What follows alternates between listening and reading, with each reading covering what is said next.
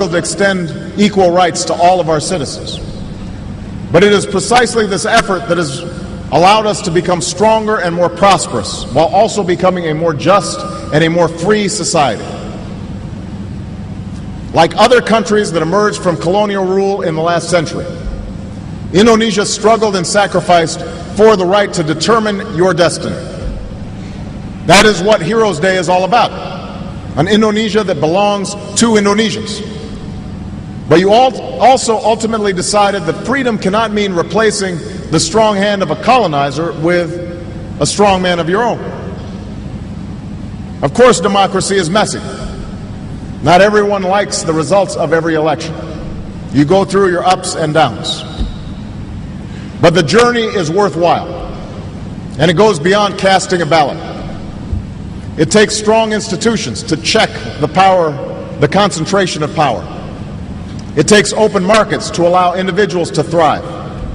It takes a free press and an independent justice system to root out abuses and excess and to insist on accountability. It takes open society and active citizens to reject inequality and injustice. These are the forces that will propel Indonesia forward, and it will require a refusal to tolerate the corruption that stands in the way of opportunity. A commitment to transparency that gives every Indonesian a stake in their government, and a belief that the freedom of Indonesians have fought for is what holds this great nation together. That is the message of the Indonesians who have advanced this democratic story. From those who fought in the Battle of Surabaya 55 years ago today, to the students who marched peacefully for democracy in the 1990s, to leaders who have embraced the peaceful transition of power in this young century. Because ultimately, it will be the rights of citizens that will stitch together this remarkable Nusantara that stretches from Sabang to Merauke. On insistence that every child born in this country should be treated equally, whether they come from Java or Aceh, from Bali or Papua, that all Indonesians have equal rights. That effort extends to the example that Indonesia is now setting abroad. Indonesia took the initiative to establish the Bali Democracy Forum, an open forum for countries to share their experiences and best practices in fostering democracy. Indonesia has also been at the forefront of pushing for more attention to human rights within ASEAN. The nations of Southeast Asia must have the right to determine their own destiny, and the United States will strongly support that right. But the people of Southeast Asia must have the right to determine their own destiny as well. And that's why we condemned elections in Burma recently that were neither free nor fair. And that is why we are supporting your vibrant civil society in working with counterparts across this region. Because there's no reason why respect for human rights should stop at the border of any country. Now, hand in hand, that is what development and democracy are about. The notion that certain values are universal. Prosperity without freedom is just another form of poverty. Because there are aspirations that human beings share. The liberty of knowing that your leader is accountable to you, and that you won't be locked up for disagreeing with them.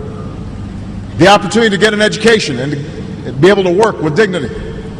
The freedom to practice your faith without fear or restriction. Those are universal values that must be observed everywhere. Now, religion is the final topic that I want to address today. And like democracy and development, it is fundamental to the Indonesian story. Like the other Asian nations that I'm visiting on this trip, Indonesia is steeped in spirituality, a place where people worship God in many different ways.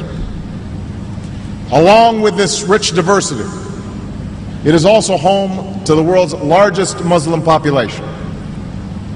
A truth I came to know as a boy when I heard the call to prayer across Jakarta.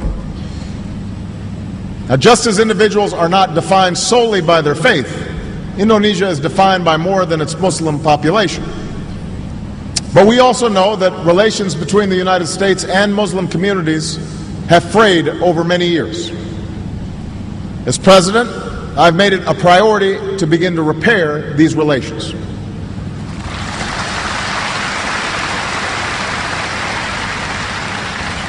As part of that effort, I went to Cairo last June, and I called for a new beginning between the United States and Muslims around the world, one that creates a path for us to move beyond our differences.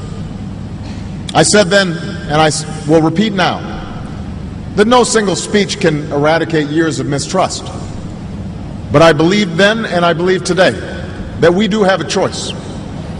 We can choose to be defined by our differences and give in to a future of suspicion and mistrust. Or we can choose to do the hard work of forging common ground and commit ourselves to the steady pursuit of progress. And I can promise you, no matter what setbacks may come, the United States is committed to human progress. That is who we are, that is what we've done, and that is what we will do. Now, we know all the issues that have caused tension for many years, and these are issues that I addressed in Cairo. In the 17 months that have passed since that speech, we have made some progress, but we have much more work to do. Innocent civilians in America, in Indonesia, and across the world are still targeted by violent extremism. I've made it clear that America is not and never will be at war with Islam. Instead, all of us must work together to defeat Al-Qaeda and its affiliates, who have no claim to be leaders of any religion, certainly not a great world religion like Islam. But those who want to build must not cede ground to terrorists who seek to destroy. And this is not a task for America alone. Indeed, here in Indonesia, you've made progress in rooting out extremists and combating such violence. In Afghanistan, we continue to work with a coalition of nations to build the capacity of the Afghan government to secure its future.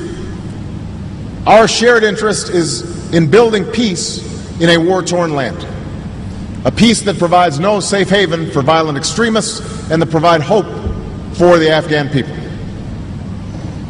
And meanwhile, we've made progress on one of our core commitments, our effort to end the war in Iraq. Nearly 100,000 American troops have now left Iraq under my presidency.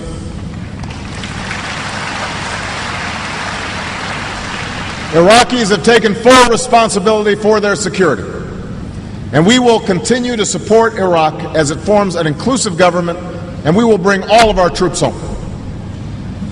In the Middle East, we have faced false starts and setbacks, but we've been persistent in our pursuit of peace. Israelis and Palestinians restarted direct talks, but enormous obstacles remain. There should be no illusion that peace and security will come easy, but let there be no doubt, America will spare no effort in working for the outcome that is just and that is in the interests of all the parties involved. Two states, Israel and Palestine, living side by side in peace and security. That is our goal.